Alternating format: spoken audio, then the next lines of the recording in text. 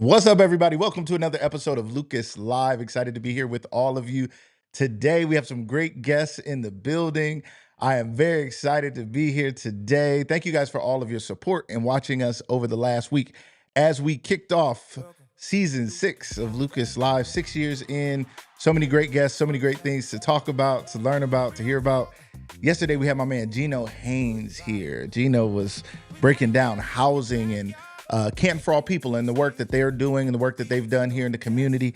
He said something about $42 million put into the Shore Block.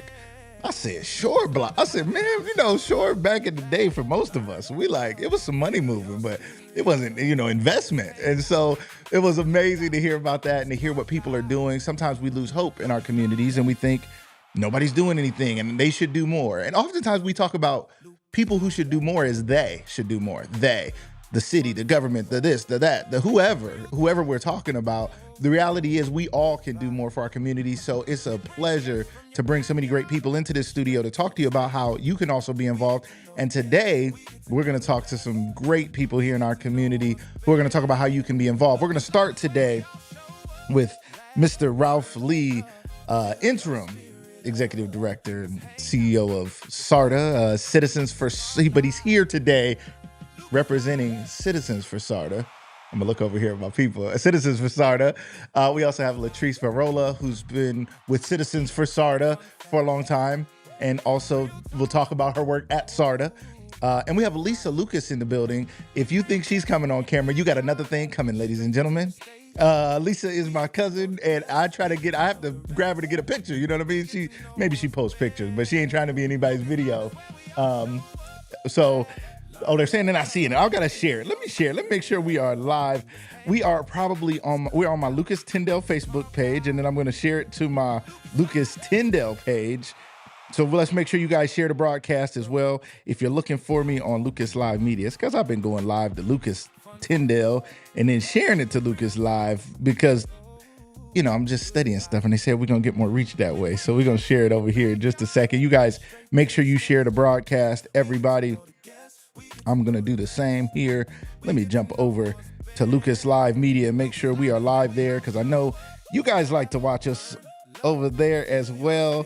So here we come over there, ladies and gentlemen. You guys, make sure you share as you come in. Again, Ralph Lee, Latrice Virola are going to share with us. And then I got my man, Charles Boone. I'm telling you, we're going to talk about health insurance today. So I don't know about y'all, but all I know is health insurance costs way too much. And then you still go and they still charge you way too much. You're like, well, I got insurance. They be like, well, that just gets you in the door. And then next thing you know, they charge you for everything. Okay. My daughter just had some x-rays and ain't wasn't nothing wrong, okay? I think you should get reimbursed if they look and they like, it's nothing here. So it's like, here's your money back. You know what I mean? You didn't even need us. Like, thank you, give my money back. So, but they don't listen. They don't listen. They didn't do what I wanted them to do, but it's all good. It's all good. All right, here we go. All right, ladies and gentlemen, we're going to keep this thing moving today. Today, we're going to be talking about something that you may have seen signs about called Issue 4, but you may not know what that's about here locally, here in Stark County. And we're going to talk about public transit. And I'm excited about this conversation because I've traveled all over the country and I see buses as long as a city block around here. I mean, they got the accordions in the middle. They wrap around the whole world. And most major cities have major public transit. And sometimes when you're in a smaller town, you could take that public transit for granted. And you could think, well, I don't need it. I'm cool. So why does this affect me? Why does this impact me? But we're going to talk about those things today and get you guys fully aware of what Citizens for SARTA is doing in this area, what our SARTA Transit does in this area, and why you should do what you can do to help support this great cause today. All right, ladies and gentlemen, without any further delay, I'd like to welcome to the show Mr. Ralph Lee and Miss Latrice Virola. Hello. Good morning. Good morning. Thanks for having us. I'm excited to have you guys here today. Ladies and gentlemen, you guys see I've been playing with my setup and doing different things in the studio. They said we got 2 guests today. I said, okay, well, I'm going to move some stuff around and make it work. I don't know exactly how we're going to do it. It's our first time with multiple guests in the studio. They're over here. I got a camera over here that's looking at them over there. My camera is here. We got the screen split. We're making it work. And I'm just excited to be here in our new studio. It's been such a pleasure and such a joy to be down here, downtown, where things are happening. Ralph, Latrice, you guys are here representing Citizens for SARTA. So let's start there. Citizens for SARTA. What is the purpose of Citizens for SARTA? Either of you can let me know. Latrice, what is that about? So Citizens for SARTA is the group that supports SARTA when we go on the ballot. So this time when we're on the ballot, our issue number is issue 4. SARTA is supported by a sales tax that is renewed every 10 years. And so Citizens for SARTA is the group that does fundraising, does the campaigning, does everything related to that to support the issue that is the levy to get it passed to do the funding for SARTA. And this year's issue 4. Now, Ralph, you have been involved with SARTA here for just a little bit. As and you guys play dual roles, so you guys will help me figure that out. Right, Okay. right. You guys will help me figure that out. Ralph, as you have come and taken a look, you come from corporate HR, you have a background, many years, and even I believe transit as well. Talk to me about, as you've taken a look into SARTA, what are some things that most impressed you about the people and the work and the impact of SARTA? The passion that they have for the job that they do. The bus drivers are like rock stars. I mean, they really, people talk to me all the time about them in the community. What I found was a company that was very good. You know, when you go into most companies as a CEO, you look to try to change a lot of things. We really didn't have to change a lot of things within SARTA. I looked around and I had a great staff and continue to have a great staff of leadership. The executive leadership team is A1. You know, we didn't have to go in because, you know, sometimes you go and you clear everybody. Yeah. All the way down to the janitors. You clear them out, You clear them out like an NBA team. That's right. But Right. this one was not like that at all. What you found was a group of people who were very good at what they did. Right. And when they talked to the drivers, we just needed to refocus what we were doing and really change the culture. And that's what I've been trying to do over the last 8 months, is change the culture to more of a culture where people want to come to work. It's going to be a best place to work, you know, and we're going to get there. We've changed our mission, vision, and values. We've updated them to align with the culture that we're trying to implement. Our leadership team is on board. We've taught every one of our drivers and our people within our organization our mission, vision, and values.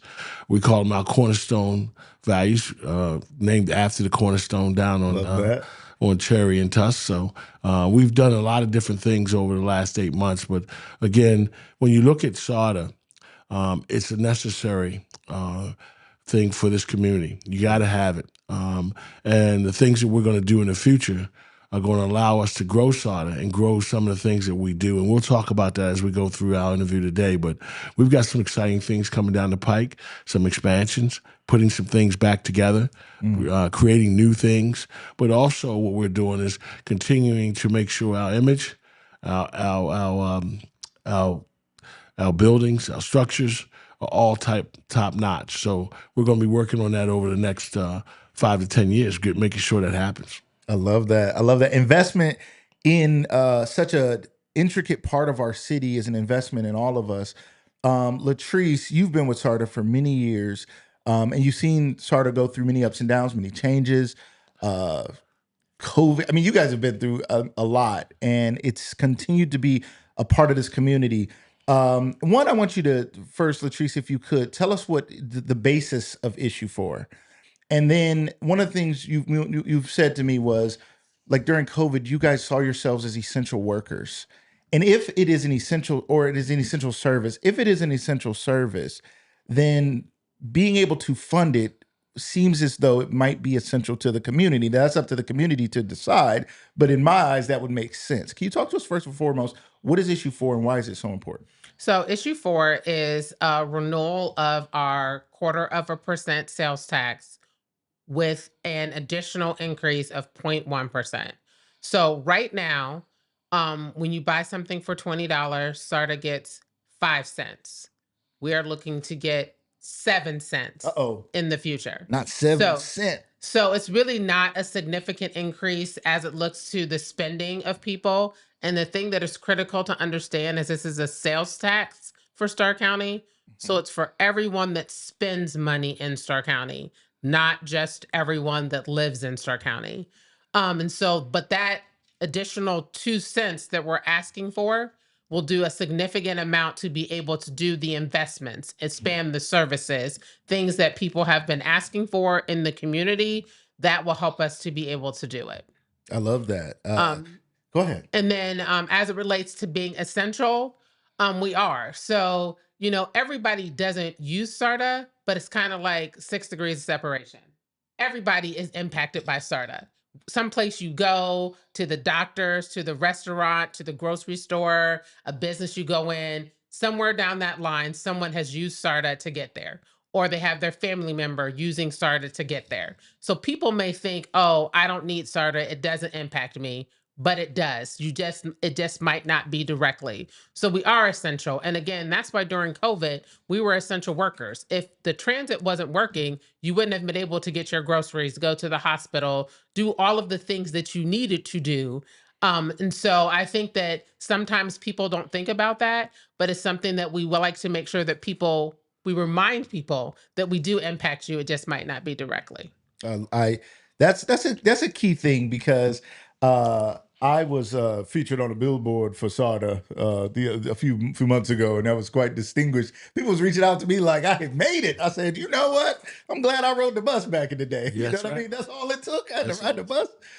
And we went through a period of time like that in my family where we went through a period of loss. My father went to prison. Some things happened. We lost our car to repossession. Like we went through a difficult, trying financial time as a family.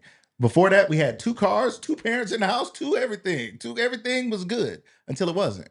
And then at that time, it was like, well, you have family and friends who help you get around, but then there were times you just got to get on the bus. You get on the bus, and you may have to go to the grocery store. You get on the bus, you go to the mall. You go on the bus to go shop. You get on the bus to do whatever. And then in high school at McKinley, based on my schedule, I was able to get out early enough, but there was no transportation, so I got on the SARTA, and it was great. It was totally fine. Also, shout out to Buford Drake was my uncle. My aunt had married Buford Drake. He was a bus driver for years here in the city of Canton, and when he passed, you guys really honor your people. I mean, they did this. It's been 15, 20 years maybe. And they hung black ribbons. They, did a special ceremony. And I've seen you guys do that.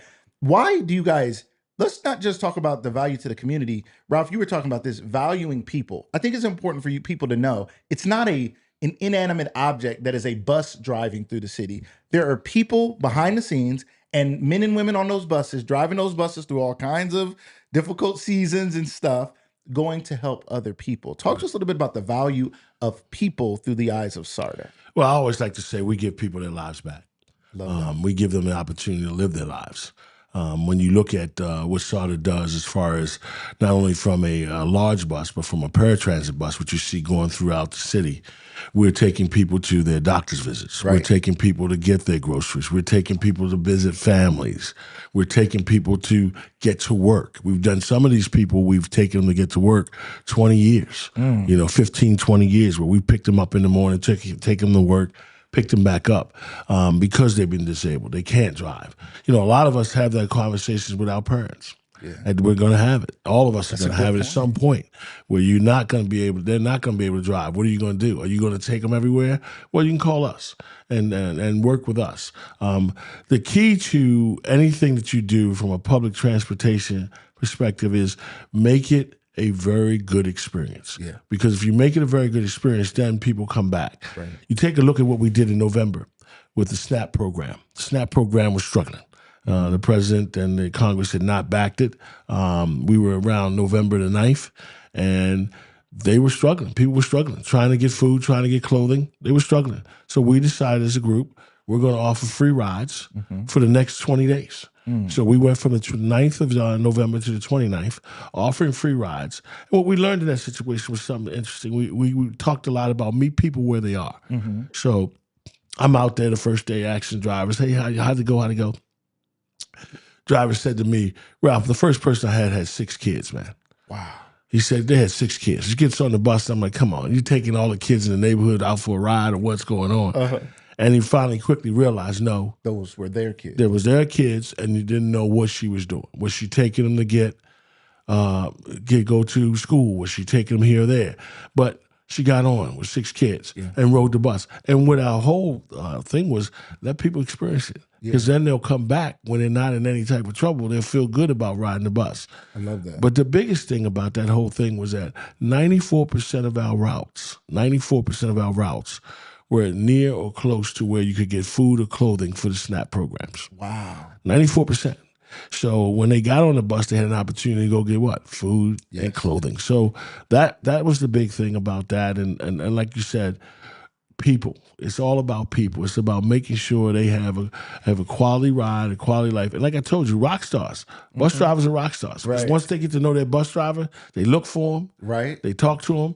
They're mad if they're not there. They're mad if they're not. And where's he at? What's going on? Right. And I've been down at our station, and people have said to me, "Where's such and such?" I'm like, they're probably over there on 81. Okay. I just wanted to know where. I haven't seen them in a while. Right. So people have come out and have come very close to our drivers and have become very close to our company and what we do. I've had so many people tell me what you guys do is so important. Yes.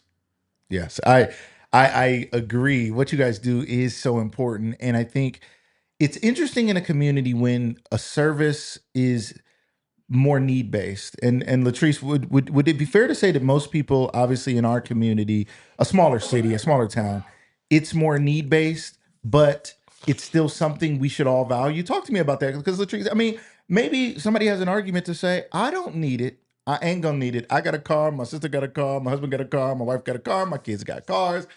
We a long way away from needing this SARTA bus. I don't care about your little increase or tax or whatever it is. I don't want any part of it. Why would you say to them, no, this is still something that you should care about? So I have 2 reasons for that. One, hopefully I never need to call the police for anything, but I still want them to be there just in case. Wow. Hopefully I never need to call the fire department for anything, but I still want them to be there just in case. Things where you might need SARTA are not always in your control. Yes. I have a family member who she was sitting on the side of the road waiting for roadside assistance. Car plowed into her at 70 miles an hour. She's now paralyzed from the waist down. So anything could happen that you have no control over. You're going to still need to be able to get around and be able to do things. And SARTA is there for when you need it. And so again, you can say I have all these things, but in a snap, any one of those things could go, and then you're going to need support systems, just like the police or the fire department. When you call them, most of those things are not in your control. You didn't predict that was about to happen to you, but now that it has, you need the resource to be able to support you in that situation. We are that transportation resource for people, and that's the argument I would make to people. And you know something else, you say you don't need it, but we're a great community partner to a lot of different things. You're absolutely right. You may have a car. Your family, all your family members may have a car. You may have a kid that's in a day camp in the city of Canton. That day camp now needs to go to some place to visit. Yes. Who do they call? Right. They call SARTA to say, hey, can we use one of your buses to take the kids to where they need to go? Yes. So not only think of us as what you need for yourself, but kids. If you had a group of people that needed to be somewhere, we've done that. We've done a lot of different things for a lot of different organizations within the city. So not only do people need it, organizations need us as well. So we've worked, and Tricia's done a great job of working with different organizations that you may say, hey, I got a car, this, that, and the other. But then you may have a family member that doesn't have a car that needs to ride the bus for a longer period of time. We've been able to do a lot of great things with that and help them out and help kids out and help different organizations out. So not only are you looking at it from a perspective of, hey, just picking up people on the main lines and everything else, but also giving them opportunities to see things. We've had kids go to the zoo. We've had kids go to different things that are happening in Stark County. Without SARTA, they wouldn't have been able to experience that. Right. Well, in addition to that, it's not just organizations. We support employers.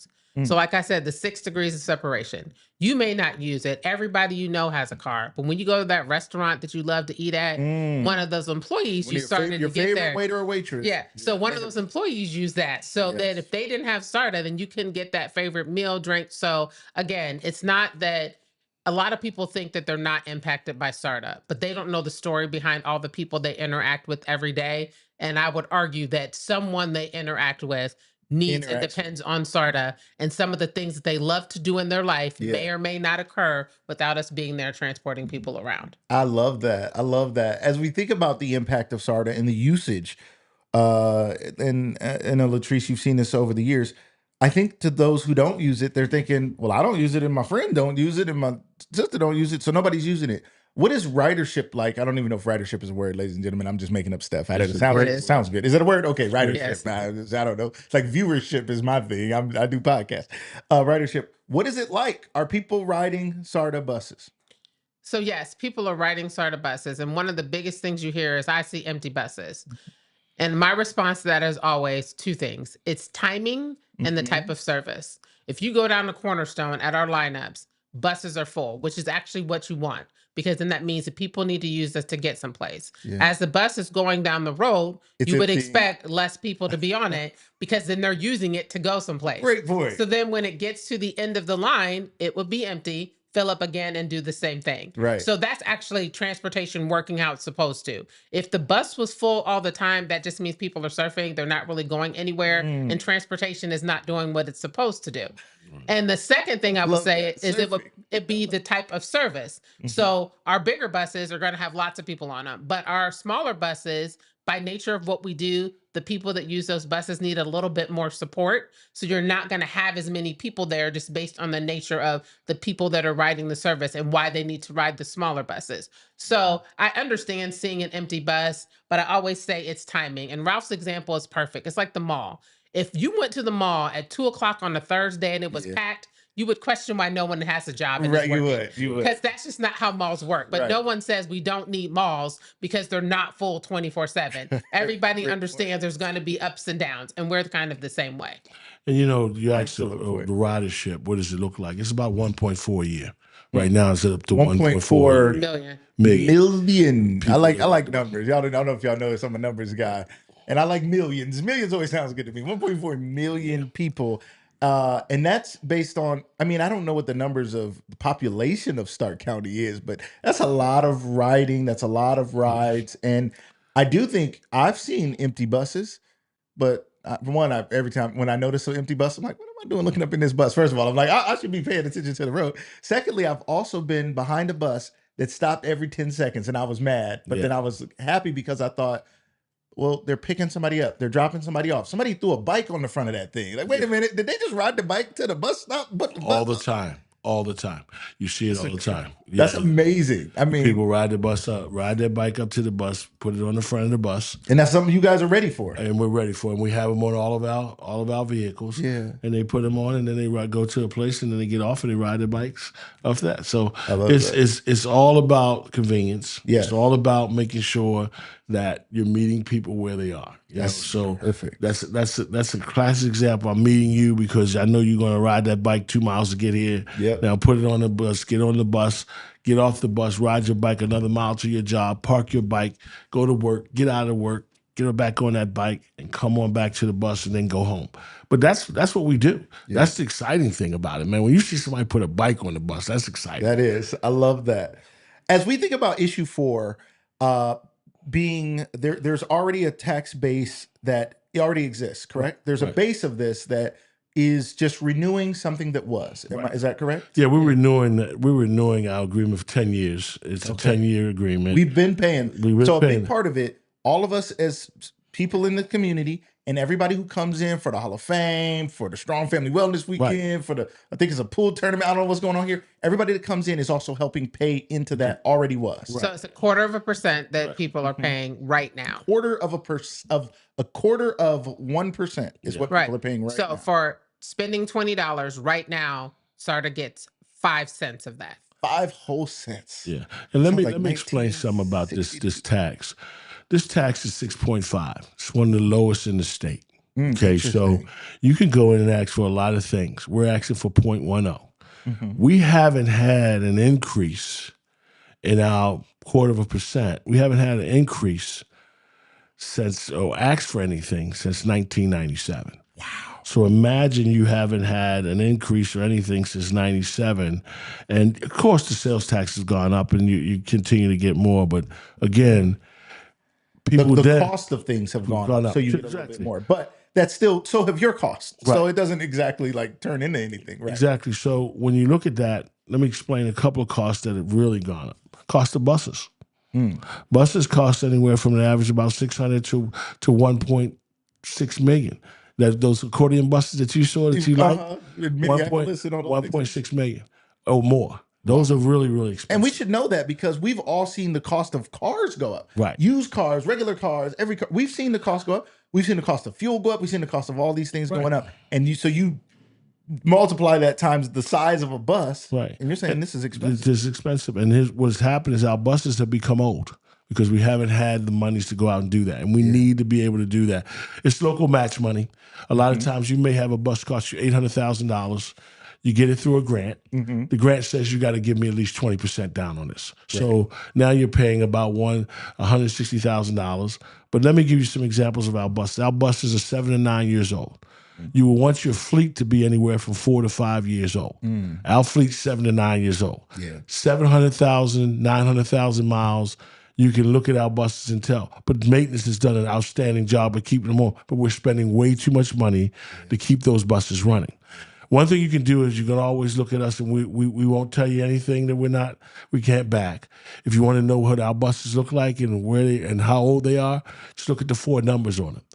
The first 2 numbers of the year came out, and the last 2 numbers are the bus number that came off the line. So if you get a bus that says 2234, 2022. 2022, 34. If you get a bus that says 0873, that means it came out in 08, and it was the 73rd bus off the line. 2008? Yes, it is. So you got that. And a lot of people are talking about hydrogen buses, and you look at our hydrogen fleet. Our hydrogen fleet only goes from 16 to 2023. Really? And then the company went out of business, so we haven't bought hydrogen buses in a while. So it's a tough thing. But again, just to let you know, that's one of the major things we're going to do with this increase is try to bring our bus years of service down, bring it down. And we have to, because we want to be riding around in buses that people feel comfortable in, but also have the latest and greatest technology as well. So that's why we really want to work with this sales tax to make sure that we get what we need. The other thing on this is like 4 things we want to do. We want to also make sure that we introduce new services. We haven't had Sunday service here for a while. Right? So, and I know I'll become the church bus on Sunday, but that's okay. Now listen, don't start talking Sunday buses and don't do it. Now people going to be looking around like, we're actively looking at it. Okay. We probably won't be until the end of this year, beginning of next year. But we're actively looking at it. It won't be a full service. Because people don't ride the bus on Sunday. That much, right? No reason. There'll be more empty buses and people will be mad, right? Exactly. But we're looking at that. We're looking at adding a service we call D2D, which I'm excited about. I think we're taking our time. We introduced it out Canal Fulton right now. We're just testing it out there. It's going a little slow. But again, D2D, what does that mean? Destination to destination. Sort of like an Uber style service. You call, and it will be for a party bus pull up. Not the paratransit bus, the smaller buses. Okay, I was about to say. We'll be using those. But just think about it, Lucas. You're out. You say, hey, I want to go out to Hartville Kitchen and have lunch. Right. And I want to have lunch. I got a meeting out there. I don't want to drive. I just want to go out and come back. Or I want to go out to the out there. And have a drink or something. You go out and have a drink. Okay. And I don't want to drive. So you would call us. You would do that a couple of days. Try to do it as early as you can. We'll come pick you up, and then we'll take you. And that'll be what, $12? $12 around round trip. So you just $12 per trip. Yep. So you go out and come back. Try doing that with Uber. Yeah. And my drivers are probably a lot more known than those drivers. So we'll be introducing that. We think that's going to blow up once we bring that into the Masters Alliance, bring that into the bigger cities. We feel like that's going to grow up. The other thing is just having local match money, having the money to be able to give them that. The last thing is putting things back that we took out, making sure we have the services that we need in order to be successful, and making sure people understand we're always looking at what's the best routes, where can we make an impact, continue to do that as well. And there's also continuing to be able to grow with the transportation needs of the county, because the transportation needs that we had in 1997 are not the same now. So we want to be able to change and look at Uber-like services or some other service that we haven't even thought about in the future. So we just want to make sure that we have the funding to be able to do that. I love that. you guys are doing some important work as we wrap this up. And ladies and gentlemen, we have another guest here today. Mr. Charles Boone is in the building. We're going to talk to you guys about health insurance here in just a minute. But as we kind of wind this down, issue 4 is on the ballot. When? Why should we vote for it? Talk to us a little bit more. Just help us get a quick grasp of, yes, I heard a good song. Yes, on issue 4. It was good. I was jamming. I heard it. It was good. But why should we say yes to issue 4? Issue 4 is on the ballot May 5th in person. Early voting is right now. Right now. Okay. Voting yes on issue 4 will keep Stark County strong. Public transit is proven if it's in a community, it makes the community stronger, whether you use it or not. And as I stated, even if you don't use it directly, it does impact your life and it makes it more positive because of that. So for those reasons, you should vote yes for issue 4.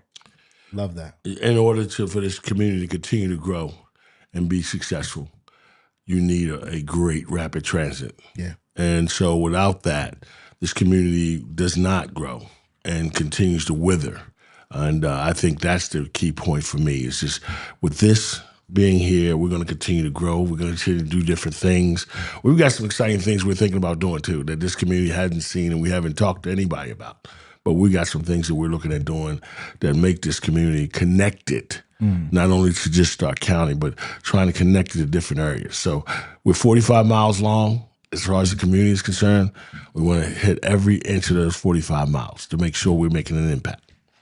I love it. Thank you all so much for being here. Thank you guys for being such great representatives of Citizens for SARTA and more.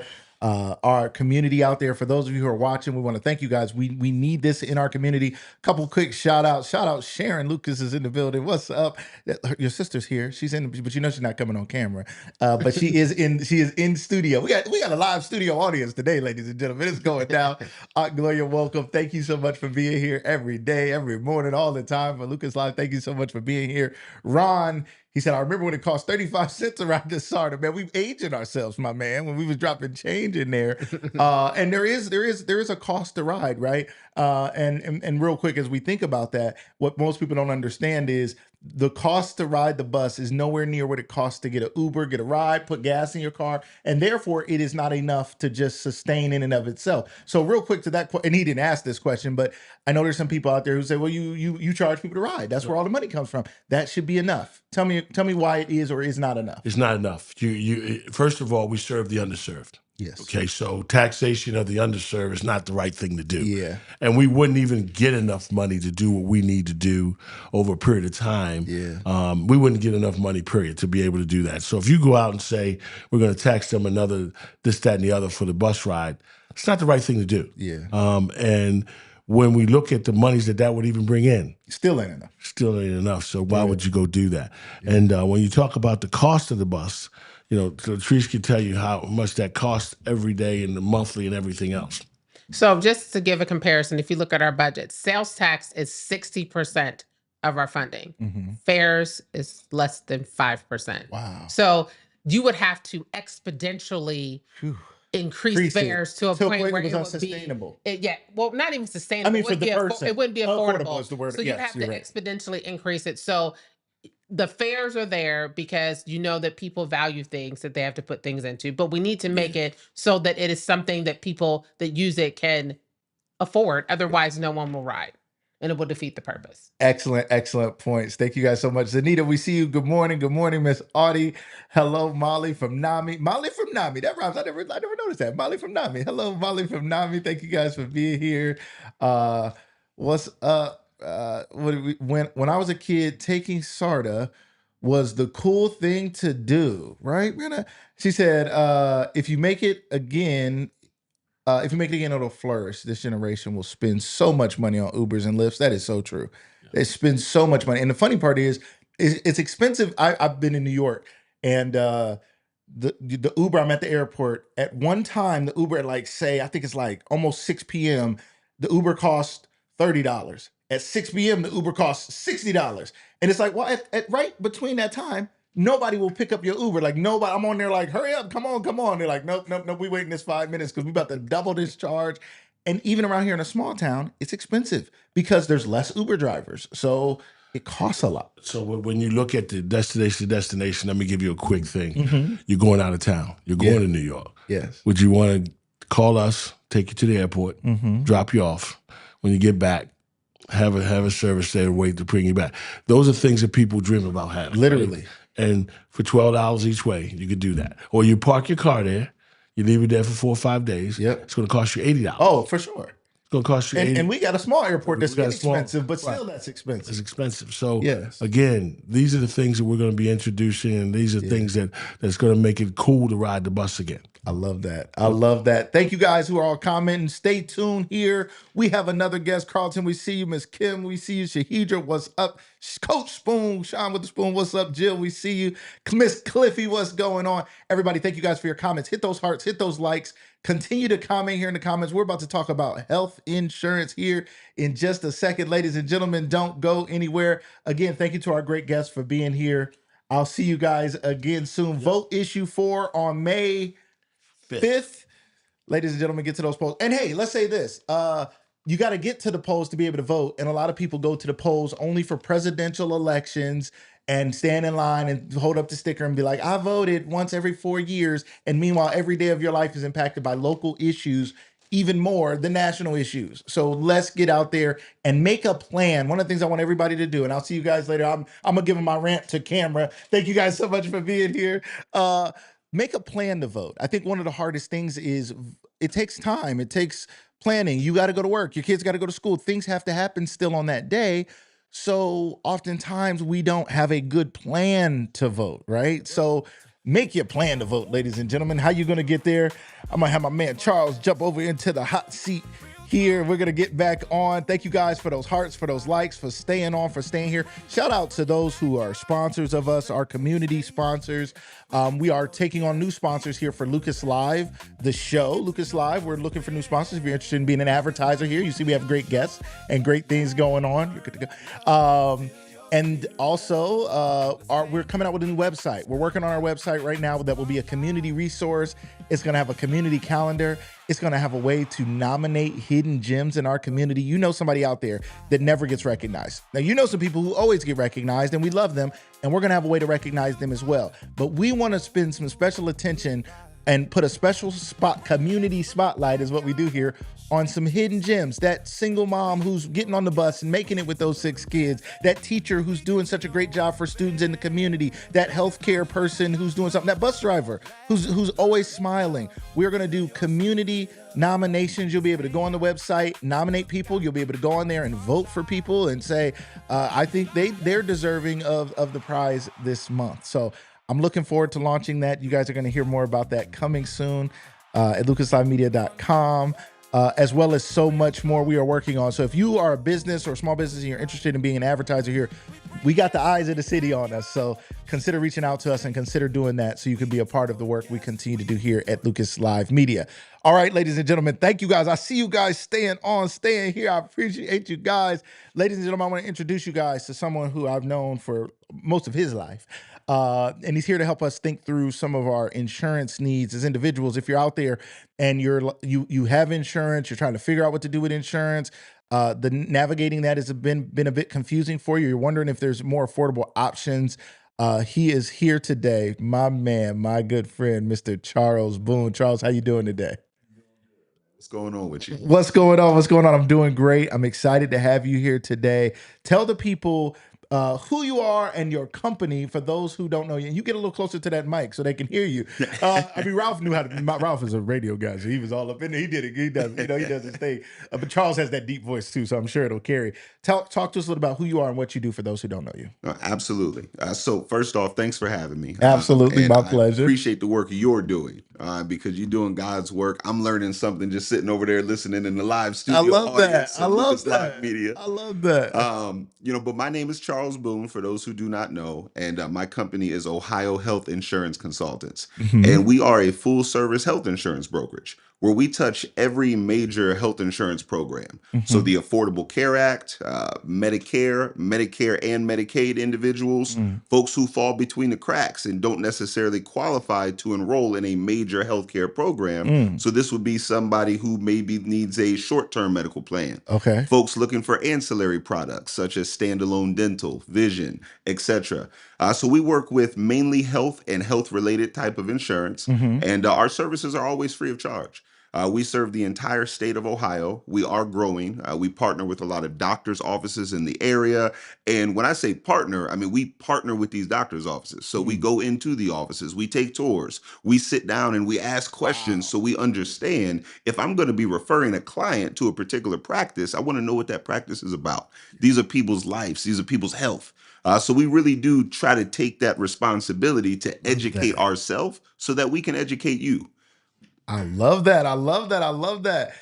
I think most people think of someone selling insurance, or they kind of get it. They don't necessarily know. It's like, yeah, I kind of got it. I had to figure it out. Yeah, my parents have it. We kind of figured something out. What help us out I mean, here. well, you just kind of said it a second ago. The selling insurance. Let me start there because that's the Okay. stigma, right? Like everyone thinks that if you're in the insurance industry, you're out to get somebody, right? Uh-huh. You're out to take their money. Uh-huh. So one, I'll reiterate: we don't charge our clients a dime, and we meet our Mhm. clients where they are. We have Mm. many clients. We deal with so many seniors in the area, all over the state, who are travel challenged, right? Mm. Leaving the home or Travel getting challenge. around. It's tough, right? Now, Yeah. SARTA would help with that, That way. Okay. right? Right. But Exactly. Right. in the same breath, with that being said, we take a lot of responsibility in the fact that education is our bread and butter. And when Mhm. folks think, "Hey, you're just here to sell me something, make money, and get out," there's a difference. Yeah. I agree. In fact, I got into the insurance industry because I didn't think a lot of it was fair. Mm. Right. I got into the insurance industry because I had a disdain for how folks were treated and the experiences individuals had. And you hear Interesting. accounts of horror story after horror story after horror story. Yeah. And I've been in sales for a long time. So eventually I thought, well, this is an industry where I can get into, I can educate folks. And though the insurance companies may not always be what you're looking for, it may not always go the way you want, it's a necessary evil, Yeah. right? You don't want to pay those bills and that cost directly from the doctor, directly from the hospital, directly from your Right. provider. You don't want those bills. Mhm. So we all go through an insurance company. And when you think about how much money is spent on healthcare in America in particular, it is ridiculous. It is such a It's large portion. billions, maybe trillions, Oh right? my goodness. It is a huge percentage of every dollar that we spend Wow. goes to healthcare. So when you think about those things, I look at it and say, how can I protect the folks that I serve? The folks who place their trust in us, how can we help protect them the best? How can we educate them and make sure that at the bare minimum, they have the information necessary to make an informed decision? So we go about the business of taking that responsibility extremely seriously. Mhm. And that leads us to learning every single day so we can go out into the community and share what it is that we've learned. So from the standpoint of, when folks think about, the money and out to get you, it's a huge stigma that I think plagues us. And the call centers don't help. Okay. I mean, even us as a health insurance brokerage, we get calls from the call center trying to sell me insurance. Wow. I kid you And not, you're on a talking about, daily when you say call basis. centers, you're talking about just mass reach outs of people just saying, "Hey, you check your insurance, you need insurance," texts, A emails, 100%. calls. We all get bombarded with it. Right. Text messages, hey, I can get you a better insurance Yep. rate. Phone LinkedIn, people are calls, always messaging me, always. always. And my clients are often victims of these calls, Mm. which are illegal, by the way. They're not supposed to be able to reach out and do that. There are huge Wow. fines levied against companies who have those practices. What a lot of folks don't even understand is for all the free help and free knowledge that we give, I'm not even allowed to approach a senior by law and say, hey, I'd like to help you with this. Albeit free, albeit just information, I cannot do it. The law forbids it. You have to approach me. If Wow. we're talking Medicare in particular, I cannot And approach so you. you have to put yourself in position. You were at the Strong Family Wellness Yes, I Weekend, the was. vendor fair. Shout out to Shaughnessy, Hedra Strong, and everything they put together and everything they put on this previous weekend.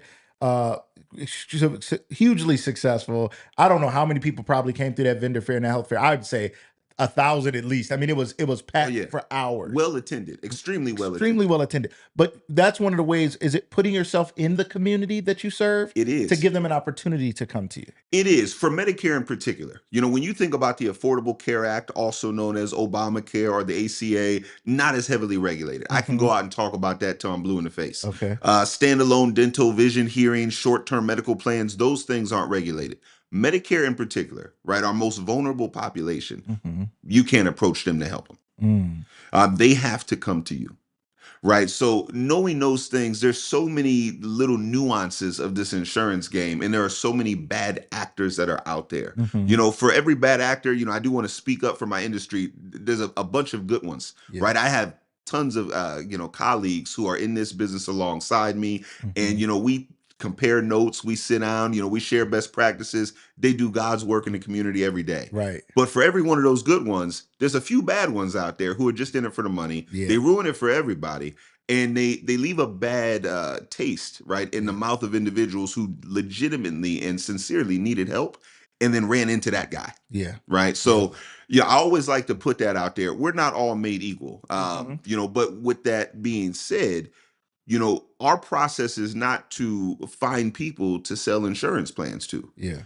We look for the right plan for every person in front of us, Mm. and everyone's different and unique. I mean, even under the same household, from husband and wife, it's not cut and dry that you both should be on the same insurance plan, and most folks don't get that. Right. Right.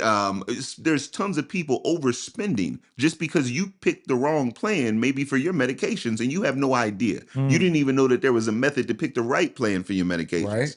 Right. So we try to make sure that the education is always there. And we do a lot of that legwork. When someone calls us, we predominantly work with individuals and families and Hmm. small businesses as well.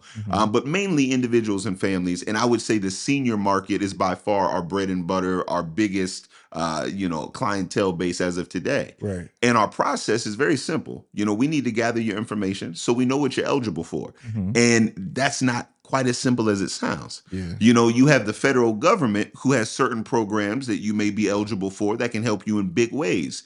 When you think about Medicare, mainly prescription drugs. Hmm. Affordable Care Act, maybe the advanced premium tax credit. Cost sharing reductions that would lower your deductibles, help you with more favorable cost sharing at point of getting service from a provider. Yeah. You think of the state level.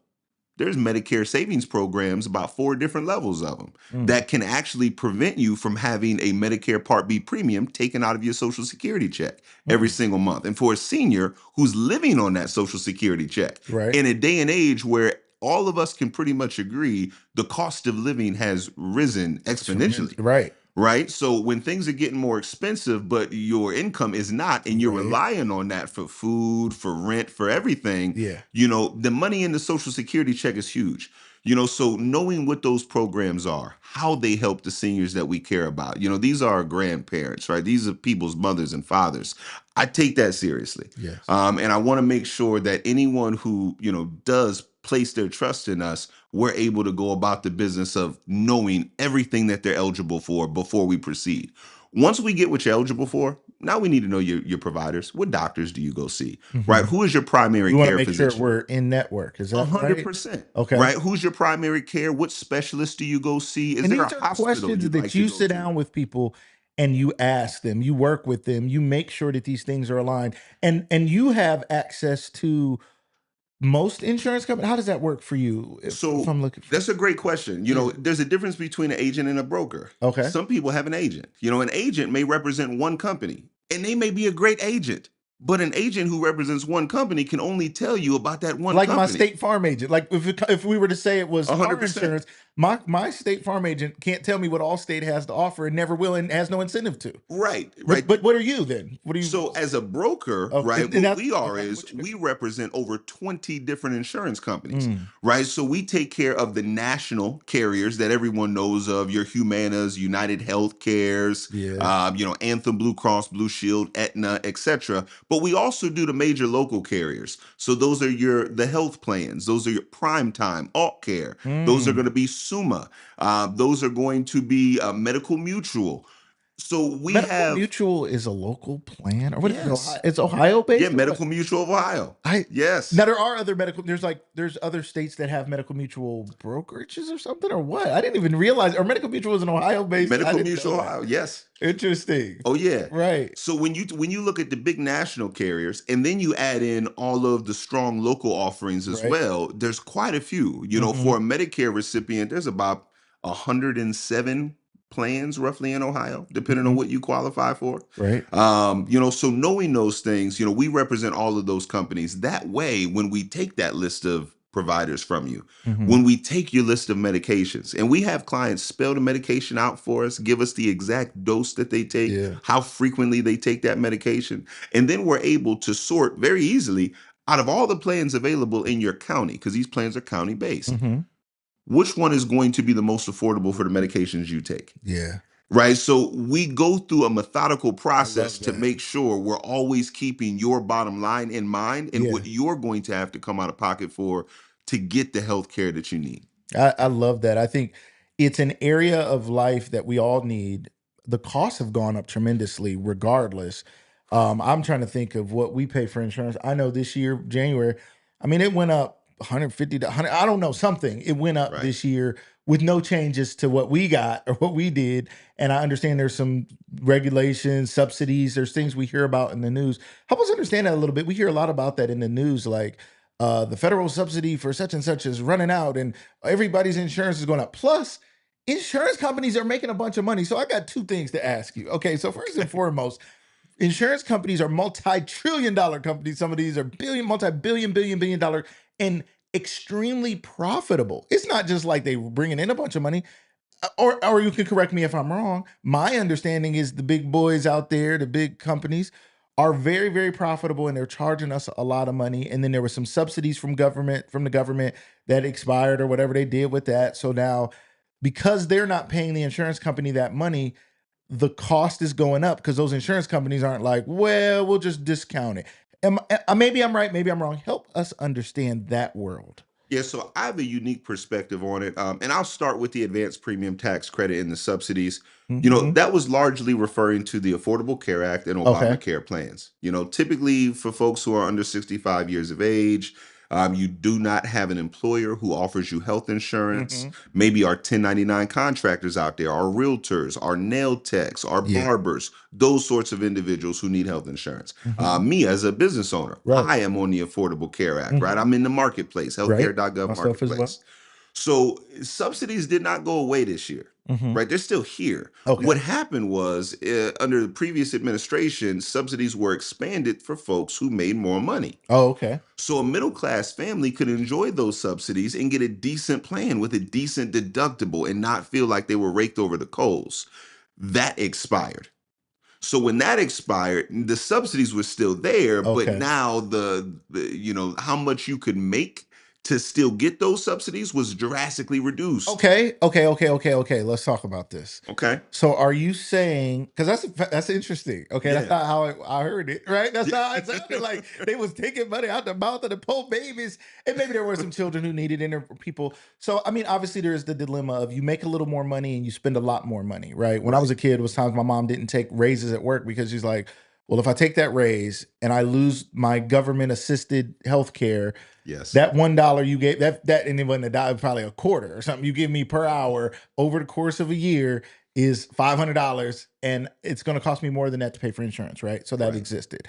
So I'm assuming you're saying from a health insurance perspective, they expanded the subsidy rate to where you could make more money Yes. and you still would be under the umbrella of the subsidy, right? Correct. And what has expired is some people who are in the far reaches of that or further out in that no longer covered. But you're saying people who are still in the lower income areas of where this Affordable Care Act first started to reach into Mhm. are still covered. Is that true? Correct.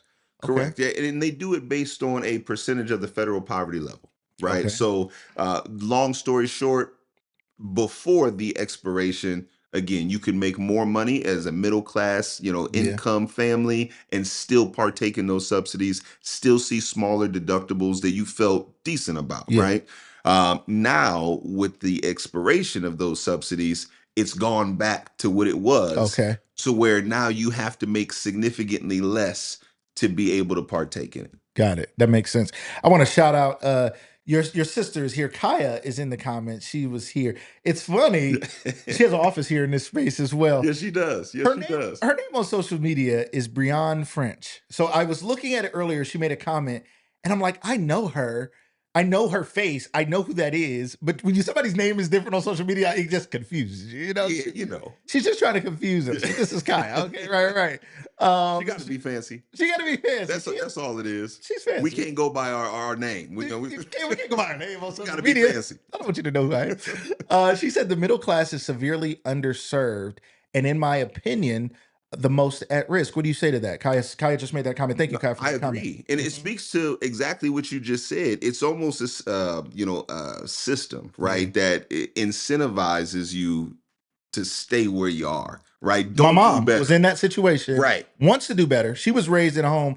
You don't stay on welfare forever. We were raised like that. We went through seasons like that, but she was like, the goal is never not to, it's a hand up, not a handout. It's to help you get on your feet. Right. But when you try to get on your feet and they pull the rug out from under you, it puts you in a bad situation. Go ahead. And that's exactly what a lot of folks are suffering from. I mean, it's sad because I have those conversations on a weekly basis. Yeah. Where we're looking at income because we're forced to. Yeah. And I hear the thought process coming out in the middle of that conversation. Yeah. Well, shoot, I don't even know if I should go back to work. I don't know if I should keep this part-time job. And it's unfortunate, right? That's the chain of thoughts that has to come about from the situation that we're in. That's a big deal. And I appreciate your perspective though, Charles. I think it is important for us to know the full picture though, because I think we can get in one camp or the other and like every all news channels, I think on both sides have us scared one way or the other. Right. We're scared of everything. The sky is always falling. We don't know what to do. We don't know what's going on. And everything seems like, and I do think there are some terrible things going on with the way the middle class are treated or low income families are treated. But there is still some help. And more importantly, your point is you provide help in that there are often more options than people know. And oftentimes people are receiving expenses for, say, certain medications, not knowing that a different company might cover that differently. You were saying that earlier. Talk to us about that again. I want to highlight that point because that's not something I ever thought about. If somebody is on, a consistent heart medication, they need it to live, and it costs X dollars with this company, but it would cost less dollars with that company, and they didn't even think that was an option. That's a big deal. Talk to us a little bit about that. Yeah, so I'll go specifically to my Medicare clients for this one because on Medicare.gov, for free, mind you, anyone can go to this website, click on Find Health and Drug Plans, type in their zip code, and enter their drugs. And it will tell you, based on the county you live in, which plan is most suitable for the drugs that you've been prescribed. Right. So that's just a simple practice that a lot of folks, one, don't know is out there, but two, don't do. Even the folks who do know it's out there, they don't consistently do it.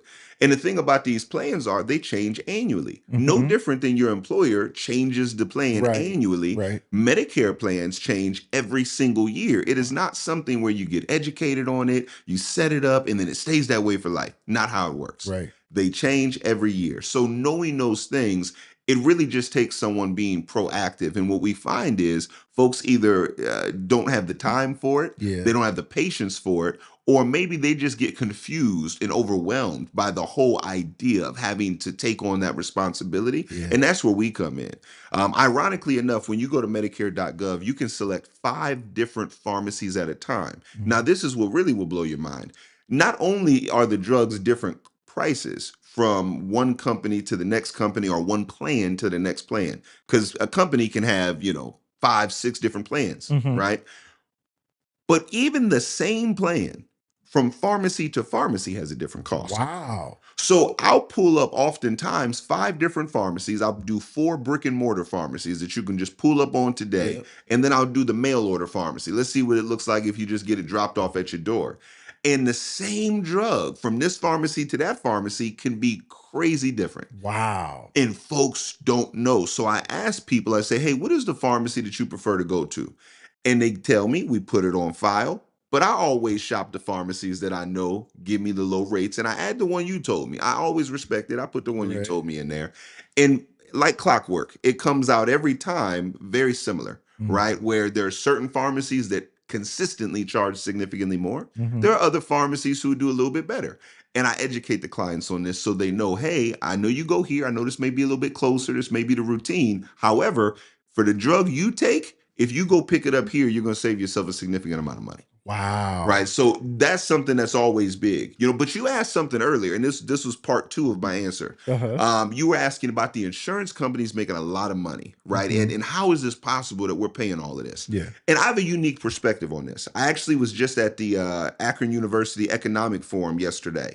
And, ironically enough, health insurance was the topic of conversation. And, in that presentation, and just something that I've, been working on with different partners in Ohio over the last year and some change, value-based care is something that came up. And what a lot of people don't realize is your doctor, most of your doctors are not paid to keep you healthy. It does not work that way. Come on, man. On everything I love. I agree. And I'm gonna break it down. I'm not saying all. I don't think you're saying all doctors are evil, bad Not at people. all. Not at all. But at the end of the day, if we were all fully well, what would they be doing? Well, not even just that. It goes back to incentive. Okay. Right. So when we talk about educating and making sure everyone understands, how did we get here? Okay. Let's be real. And I want you to think about this logically. The insurance company is paying who? The hospital, the doctor, your doctor. Right.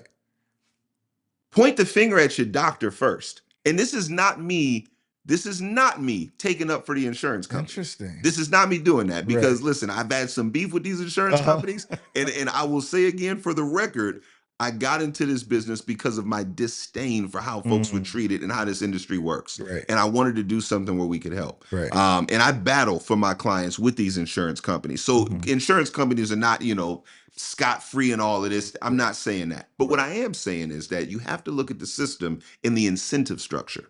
So most places you go to, Cleveland Clinic, Altman Hospital, these are fee-for-service structured places. Yeah. Meaning they collect a fee for anything that they do for you. Right.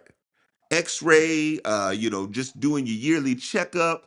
They get paid. They are incentivized to see you more. Every time they see you, whatever they do, they get paid on. Just happened to my daughter. The team doctor the team trainer thought she might have stress fractures in her leg. They have a team doctor, and there's no disrespect to them.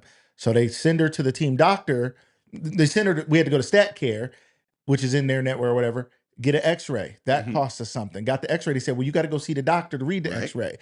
We had to go pay. We paid there. We went to go see the doctor, had to pay there. They read it. They couldn't see anything. They said she needs an MRI. Sent us there. We had to pay there. And then we got to go back and hear the results to say nothing was even wrong. Right. And everybody in there got paid a whole bunch of money. We paid a ton out of pocket, not to mention what our insurance paid. We paid thousands of dollars out of pocket for that little back and forth over 2 weeks. And you didn't get none of that back. None of it back. What are we talking about? So, and when you think about the way this works, it goes back to incentive. In a fee-for-service model, you got to think about how you're treated when you go to the doctor. And then you start to understand how this model works. Right. You spend the majority of your time in the waiting room. Yes. After you get up out of that waiting room, which may be 30, 40 minutes. Come on. Then you go into the actual room you think you're about to be seen in. Right. But you're in there with the nurse practitioner the majority of the time. Right. The doctor and not comes necessarily in. the nurse practitioner. I mean, nurse practitioners often are acting as doctors. I mean, yes, that, but not to disrespect the different levels. It could be the assistant. It could be all kinds 100%. Of different people just doing little stuff. They're doing the majority of this testing and the pre-stuff before you ever see the doctor. The majority of what you're getting is from them. The doc comes in, quick knock, be in and out of there in about 5 minutes. You got that right. In and out of there in about 5 minutes. And the way it's set up is if you just kind of zoom out, right, and you just be a fly on the wall, they kind of line them up for that doc. Right, so they put the little charts in the door. They got everything. They cleared. The they doc walk just in, going barely know one, what's going to boom. Because every room that doc hits is a fee that practice gets to collect. Wow. Right now, here's the thing: whether you get healthy or whether you don't, they made their money. They don't make any less, depending on how you do. Now, let me give you a contrast: value-based care. Okay. In the world of Medicare, value-based care actually gives these practices a lump sum of money. And they say, it's on you now. If they go to the hospital, it comes out of that lump sum we gave you. It's not coming from the insurance company it's giving the incentive to take better care of your people. Correct. Because you make more when they're healthier. A value-based, where does that exist at? Here in Canton, in Cleveland, in Columbus, in With Akron. who? With who? How do we So figure that out? Because I never heard of that. I didn't know these that. places would be like your Oak Street Healths, your Mhm. dedicated seniors, your Archwell Healths. These are value-based care providers in the Medicare senior space, Wow. right? That essentially, as we just broke down, they get paid that lump sum. And the way it works is everything that happens comes out of that money now, not Mhm. the insurance company. You're still with your insurance company. Sure. But every time you go to the hospital, it comes out of that money. When you go to a special, it comes out of that money. So they are incentivized, Yes. right, to make sure your health outcome is better. They're Wow. proactive with you, right? If they haven't heard from you in a while, they're knocking on your door. They like, you're not gonna be Legitimately, they're getting sick, knocking on your door. right? You're When not the gonna be last time falling out on Cleveland my Clinic knocked schedule. on your door and said, we ain't ever talked Nope. to you in a while? Not often. Right. So Not when you often. think about that, the incentive structure has to be there. And part of Yeah. what we discussed at the economic forum yesterday was why people think fee for service works wonderful. And it doesn't, right? Yeah. We spend way more on healthcare in America than many countries, Mhm. and the outcomes are worse. Yeah. Well, because we try to treat healthcare like we do everything else in America. Mm. You pay more, you have more competition, it's going to drive It's a down cost, capitalist system. but Yeah, that makes people every. can't see health outcomes. Hmm. Right, you can see immediately a worse vehicle versus a better vehicle. Right. Right. Right, you can get in there, you can take a test drive, you can look at the bells and whistles, and you Yep. can know pretty immediately this one's higher quality, this one's less. Yeah. How do you tell that with your doctor? Mm. How do you tell that after coming out of an appointment? Wow. Right, the data that actually tracks outcomes in the health space isn't really set up for you to be able to choose where you're going to go and what insurance plan you're going to have Mm. based on outcomes that actually affect your life. Wow.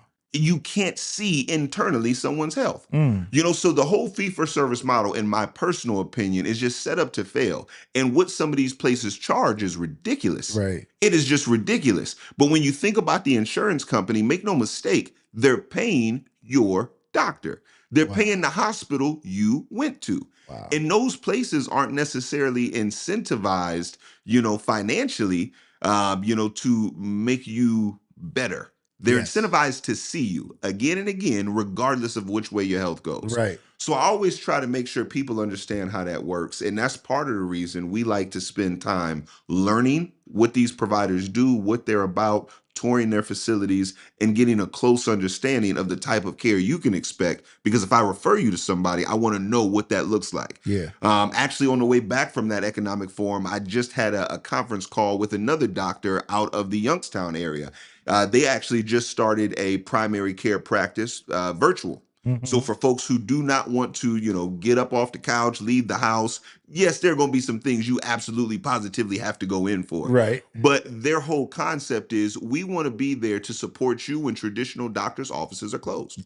We Right. want to be able to support you during your off of work hours when all Yes. the other places there are no options. Right. We want to be able to support that person. So, we're always meeting new people, reaching out to new people, networking with people in that space, Yeah. providers in that space, so we can disseminate that information and pass it along. I love it. Charles, phenomenal information you brought to the show today. I'm so glad you were able to come. This is not your first time on Lucas Live. No, it's not. You were on in season 1. I was an early adopter. You were an early You know what I'm adopter. saying? I was He an was early early. adopter. I Don't knew what get it. this was about to be. Oh, my man, I appreciate I seen that. Tyndale on there, and I knew it was about to happen. I was, He said he let don't me play get in there around. before he Let me get see too what he big. He's about to be Hollywood in about see what 5 months. He don't know me. Charles is one of my favorite people, ladies and gentlemen. If you want somebody you can trust, he's somebody I trust. Somebody I've known, like I said, most of his life. He was one of my daycare kids. Y'all know I ran McKinley Early Child. I was a teacher at McKinley Early Childhood at 16 years old. At 17, 18, he was one of mine when I was a young guy, figuring it out, figuring out how to lead students, figuring out how to figure myself out. And I had the great pleasure. And Charles was my shadow. He followed me around. He'd listen to what I said. He'd fuss and fight with me, and pout and be mad about stuff.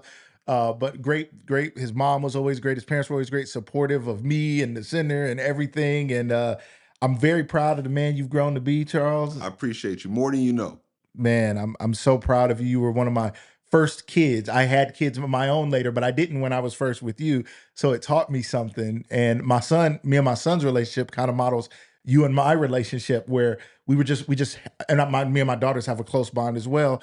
And yet there's something about that man to man, that male to male, Right. the way he looks at me is different. My son is looking at me for an example to see how to live and how to act and how to move. And you were like that with me.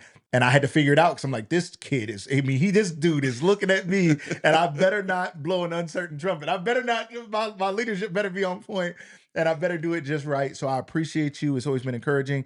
Again, shout out to your mom, your family. They've jumped in here. Your mom had made a comment earlier. Let me read this before we shut this down, ladies and gentlemen. Miss Leslie, she said, I'm so proud of you both. I truly appreciate. I'm sorry. She said, I'm so proud of both of you and truly appreciate and blessed that Charles has taken a stand to help us, myself, our elders, and our youngsters to become educated on the subject. Absolutely wonderful. Shout out to her. Shout out to everybody who watched us today. Charles, thank you again so much for being our guest today. How can people get a hold of you? People are looking for some help, some care. If some of them got to come to you, some of them maybe you can go to. But if they're interested in more information or getting some help with their health insurance, how can they get a hold of you? Absolutely. So we can be reached at our website, www.ohics.com. You can also give me a phone call, 330-414-7386. We operate 9 a.m. to 5 p.m. Monday through Friday, but we do make special accommodations for folks with crazy work schedules, or schedules with the kids. We get that a lot. So we try to do the best we can for our folks. I love it. Thank you so much. Charles Boone in the building, ladies and gentlemen. He was our special guest today. I'm so grateful that he was able to come here. I have a scheduling app that I now use to schedule people on my show, and it's new and it's working, but I'm trying to keep track of everybody who's coming in and it's working on. So I got to make sure I work on that. I didn't have him on the flyer, and I apologize to him for not having him on the flyer, but I'm just as excited to have him here today. And I'm excited for all the guests we have to come. We have some great guests coming up next week and beyond. Wait till you start seeing some of these great people. And really, this is what it's about. It's about shining a spotlight on this community. We want to show you the greatest of Stark County and even some unsung heroes. We want you to learn some things. We want to educate you. We want to motivate you. But we want to hang out. We want to cook out. We want to talk live. We want to come in here and just have a good time where you can feel a comfortable conversation that educates you on the things you need to know right here in this community and beyond. Ladies and gentlemen, my name is Lucas Tyndale. It's my pleasure to have you here on another episode of Lucas Live. We will see you guys next week with some more. Everybody have a great day.